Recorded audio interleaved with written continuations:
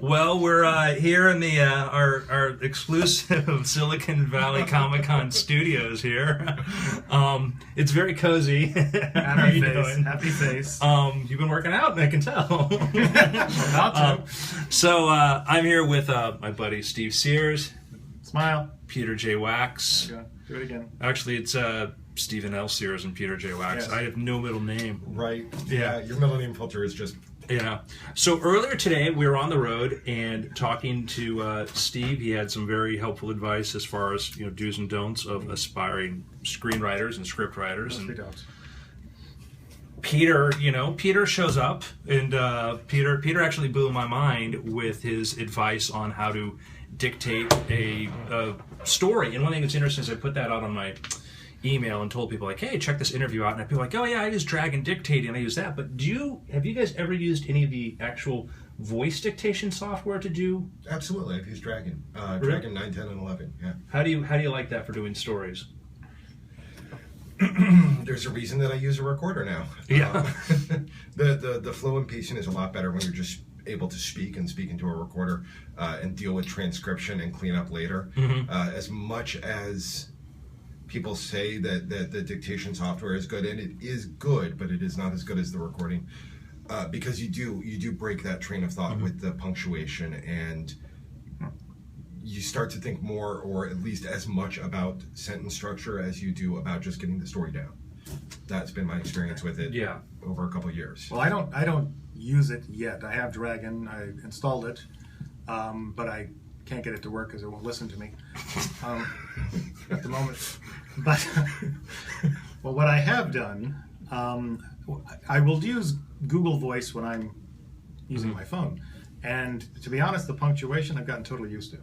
I have absolutely no problem with that. When I will do text or I'll do email or something like that, I just normally, sometimes, often, think about in the terms of doing punctuation, parentheticals. Sometimes I don't tell you that. Have you tried that with like long form yet? Period. What? Question mark? Interrobang. I have umlaut. No, not any more than just like an email. Okay. So I haven't tried that. That'd be interesting. Now tell everybody why you told me why you decided to try Dragon. Because this is adorable. This is good. Because I have those of you who actually do know me, and those who will actually Facebook me, you will see a lot of photos of my dog. And my dog is a very, very cute dog, but we have an entire routine, and half of my morning consists of my dog lying on my lap, usually on one arm or the other. So I'm either typing one-handed, or I'm literally bouncing the dog up and down. He's 37 pounds, but he's supposed to be 15 pounds. So I had to basically try to come up with some way that I could dictate letters or do edits or something without using my hands. He got it because of his dog. Because of my dog. Isn't everything done That because of makes love? sense. Yeah, he's going to pull up a photo. I'm going to pull up now. Yeah, the proud father's going to show us a photo. Yeah. On the dictation versus transcription thing, I was thinking last night about this. And Steve, wasn't it you that came up with the Google Translate game? Yes, I was going to mention that actually. The Google Translate game, by the way, that's, if you can see my... Julian's the one on the right. Yes, he's the one actually reading something. But, oh yeah, this will become about my dog now. See, there he is. He loves coffee. Most expressive human eyes ever. Yeah. In any event, yes, those of you who have Android systems, you possibly know about Google Translate. And Google Translate is actually a fairly good system. It works off of the cloud, so if you are in a foreign country, or as we call it, LA, you can talk to somebody in their language by literally talking, setting the language and talking into it, and it translates audibly, and then the way they respond, it translates to English, and it works fairly well. So, I speak gibberish in a lot of different dialects. And it is true. It's like give us an example. Yeah, duh. But it's nothing. It's just total gibberish. Now, because of Google Translate, I was sitting there one time wondering, I wonder what I'm actually saying. So I decided to do one of my favorite characters, which some of my friends refer to as Pierre, and my favorite phrase, which you actually just heard me do, which is fake French. And so I held up Google Translate, and I spoke into it, je le pitissimo, je le façon, which apparently in French means I fart in your nightmares. That's what Google translated.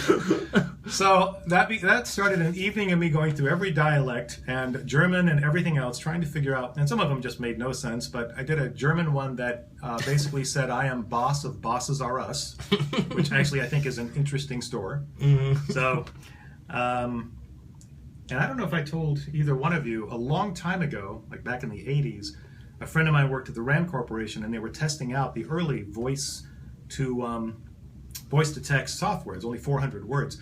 And they asked me to sit in, because I could do all these different voices, to see if it could consistently actually get the words correctly. The thing they were working on, though, was how do you tell it that you made a mistake? Because if you say delete, it types delete. Mm-hmm. So they were trying to make it completely hands-free so that you wouldn't have to touch the keyboard. But at the moment, all they had was you would hold down like the control key and say delete, and it would back up to the last word. So I made a suggestion, which they apparently used in their demo. I said, why don't you program it so that it'll back up and delete the last word if you say the word shit. And they used that. So, anyway. But, to answer your question, no. No. You were talking about flow of thought, too, as far as, like, trying to do long form. I was, but then my thought flowed to the Google Translate game because that's fun.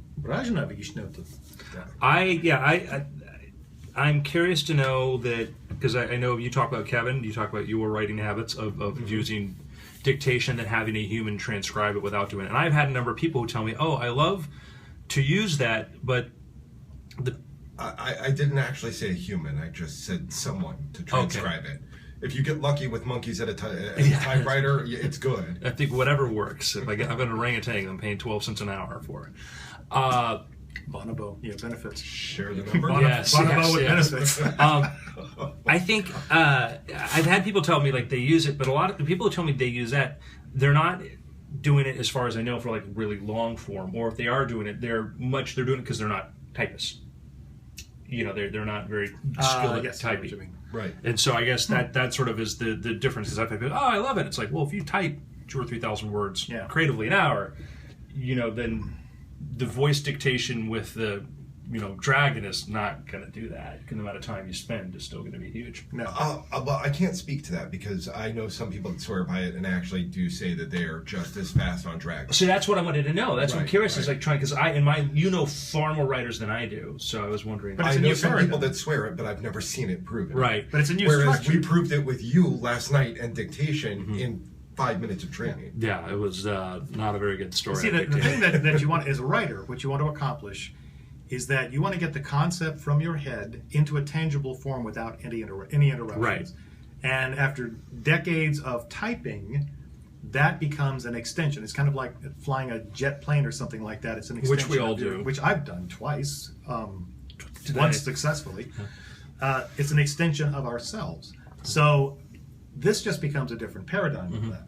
It's a different type of filtration. And the one thing that does happen is when you have to go through a keyboard, you do have a fraction of a moment that your mind actually will edit. Mm-hmm. So you don't have that with a free form, but I just think we just relearn it. You're absolutely right. It was something that I noticed. The shift between the typing and the dictation was something that I noticed.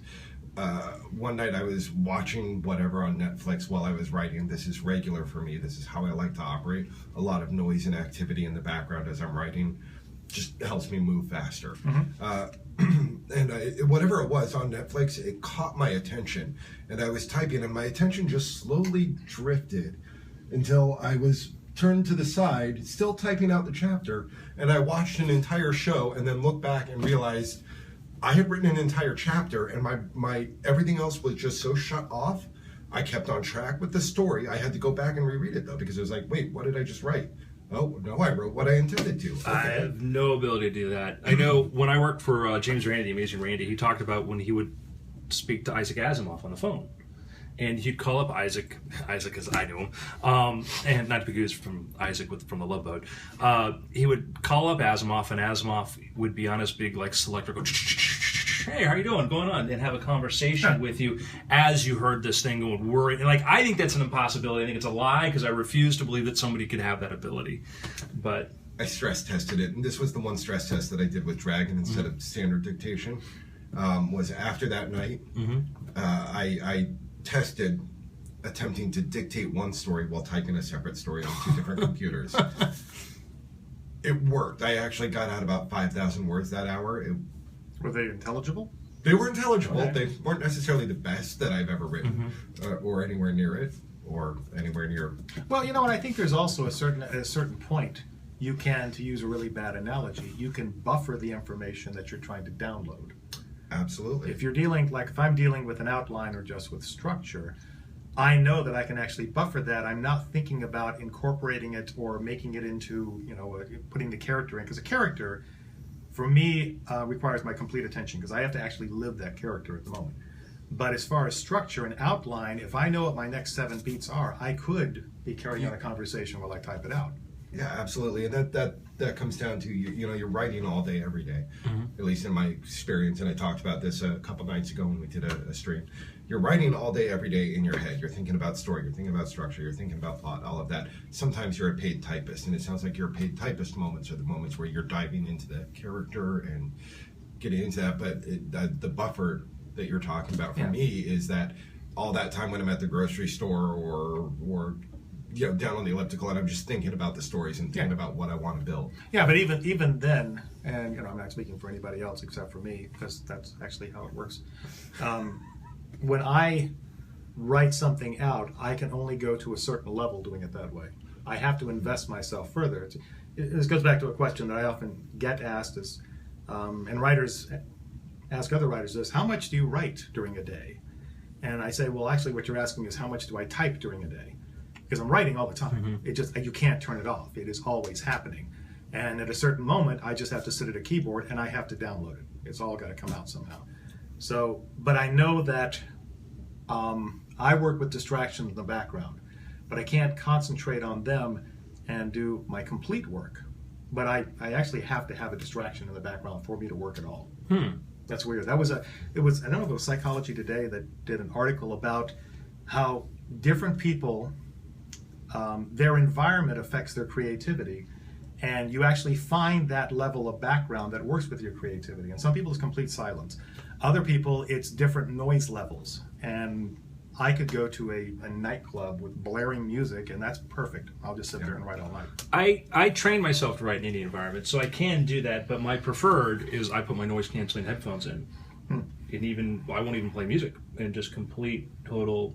Yeah, and see, I have to have something, but it's interesting that I have to have something to launch me, because once I'm in the zone, I don't hear it. But if I start out without anything, it's like the slightest thing distracts me. Interesting. Gentlemen, this has been fun. Thank you very much. We'll hop in and do another one of these very, very soon. Thank you, I think it's guys. awesome. We have that mirror that we're looking at behind us. Infinity mirror. I know. Look at all of us. We actually, you didn't think I could fit 3 of us here. I fit an infinite number in here. Yeah, we'll do infinite probabilities of creativity later on.